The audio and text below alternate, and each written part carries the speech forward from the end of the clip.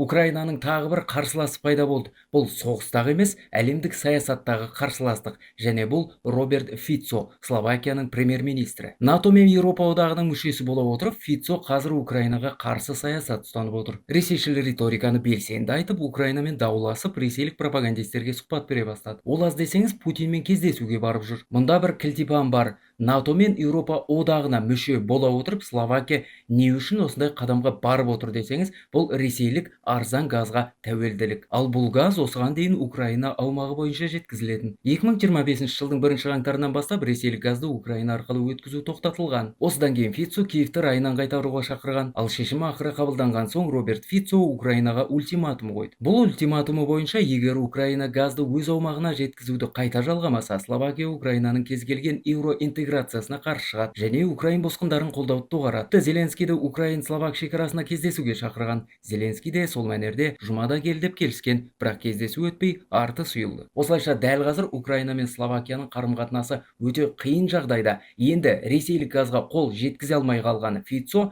басқа жақтардан, басқа бағыттардан газ іздейтін сияқты. Айтпақшы, дәл қазір достарымыз ашқан қазақ тіліндегі cosplay.kz деп аталатын сайт бар. Соған бәріңізді шақырғым келеді. Қазақша контентті бірге қолдайық.